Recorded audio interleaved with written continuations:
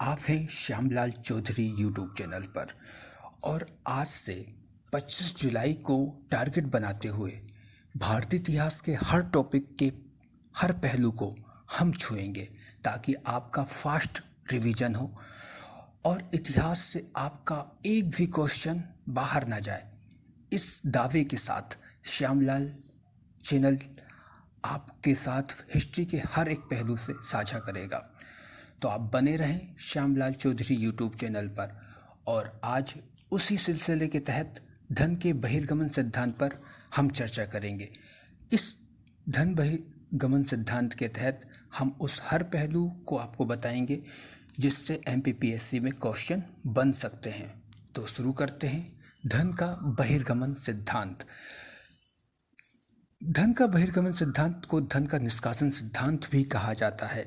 इसका तात्पर्य है धन की निकासी का तात्पर्य भारतीय धन संपदा का विदेशों में गमन और उसके बदले भारत को कुछ भी प्राप्त न होना। प्लासी के युद्ध के पश्चात धन के निष्कासन की प्रक्रिया शुरू हुई। इसको हम जॉन सुलीवन के कथन से बहुत अच्छे तरीके से समझ सकते हैं। जॉन सुलीवन कहता है, हमारी व्यवस्था बहुत कुछ स्पंज की तरह काम करती है। उसके द्वारा गंगा तट से हमारी अच्छी चीज़ों को सोख लिया जाता है और टेम्स नदी के किनारे लाकर निचोड़ा जाता है। इस कथन को बहुत ध्यान रखिएगा, ये सीधा कथन पूछा जा सकता है जॉन सुलीवन का। हमारी व्यवस्था बहुत कुछ स्पंज की तरह काम करती है। इसके द्वारा गंगा तट से हमारी अच्छी चीज़ों को सोख लिया जाता है और टेम्स नदी के किनारे लाकर निचोड़ा जाता है। भारत की बढ़ती हुई निर्धनता की कीमत पर अपने को समृद्ध बनाने के लिए ब्रिटेन द्वारा कच्चे माल, संसाधनों और धन की निरंतर लूट को इस पृष्ठभूमि में दादा भाई नौरोजी, एमजी रनाडे जैसे राष्ट्रवादियों ने भारत से धन के बहिर्गमन के सिद्धांत का प्रतिपादन किया। दादा भाई नौरोजी ने कहा था, ब्रिटिश शासन भारत से निकलने वाला खून का एक दरिया है। धन के बहिर्गमन विचारधारा का समर्थन दादा भाई नौरोजी, रमेश चंद और एमजी रनाडे जैसे विद्वानों ने किया है। पहली बार धन के बहिर्गमन सिद्धांत दादा भाई नौरोजी ने इंग्लैंड डेब्ट टू इंडिया में किया है। हम आपको जानकारी दे दें, दादा भाई नौरोजी पहले व्यक्ति थे जिन्होंने प्रति व्यक्ति आय का अनुमान लगाने वाले ये पहले राष्ट्रवादी नेता हैं।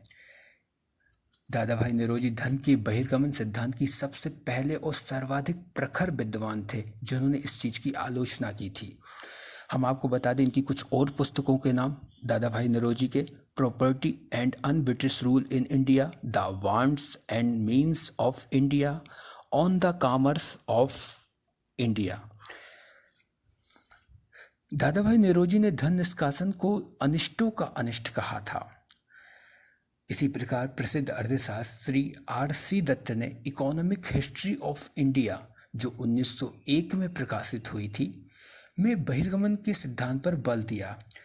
हम आपको जानकारी दे दें, आर.सी. दत्त ने धन के बहिर्गमन सिद्धांत को नादिर शाह की आक्रामक द्वारा की गई लूट से भी अधिक घातक बताया था। उनके द्वारा लिखित economic history of India Bharat की पहली आर्थिक इतिहास पर पुस्तक है।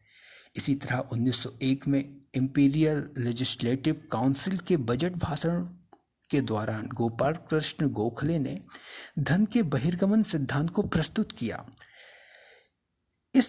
हम आपको बता दें, इस बहिर्गमन का सबसे महत्वपूर्ण घटक है ब्रिटिश प्रशासनिक, सैनिक और रेलवे अधिकारियों के वेतन, आय और बचत के एक भाग को भेजा जाना और भारत सरकार द्वारा अंग्रेज अधिकारियों की पेंशन तथा अवकाश भत्ते को इंग्लैंड में भुगतान करना।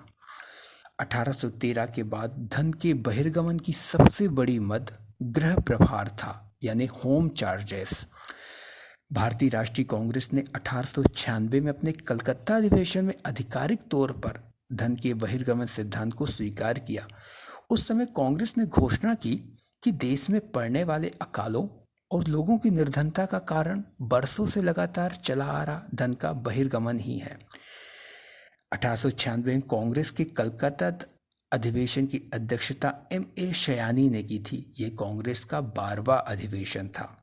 हम आपको एक जानकारी दे दें कि दादा भाई नौरोजी धन के बहिर्गमन सिद्धांत के पहले प्रखर विद्वान थे और ये 1917 तक जीवित रहे।